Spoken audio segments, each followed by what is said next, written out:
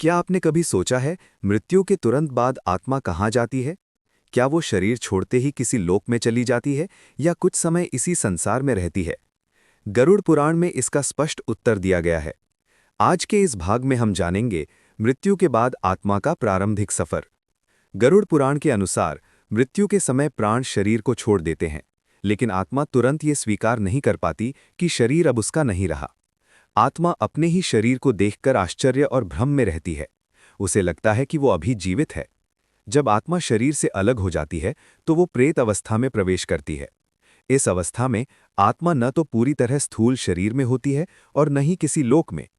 इसी कारण आत्मा को बेचैनी और अस्थिरता का अनुभव होता है। गरुड़ पुराण बताता है कि मृत्यु के बाद आत्मा कुछ समय तक अपने घर, परिजनों और परिचित स्थानों के आसपास रहती है। वो अपने प्रियजनों को रोता हुआ देखती है, लेकिन उनसे बात नहीं कर पाती। यही स्थिति आत्मा के लिए सबसे अधिक पीड़ादायक मानी गई है।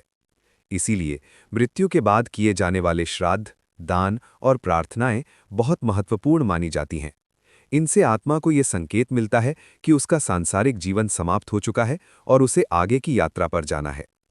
गरुड़ पुराण हमें ये सिखाता है कि मृत्यु अंत नहीं, बल्कि आत्मा की नई यात्रा की शुरुआत है, और ये यात्रा पूरी तरह हमारे कर्मों पर निर्भर करती है। ये था मृत्यु के बाद आत्मा के सफर का पहला चरण। अगले भाग में हम जानेंगे आत्मा को यमलोक की यात्रा कैसे और कितने दिनों में करनी पड़ती है। अगर आप अगला भाग देखना चाहते हैं तो चैनल को सब्सक्राइब करें और इस श्रृंखला को फॉलो करें। कल शाम 7:30 बजे भाग 3। जय श्री हरि, जय गरुड़देव।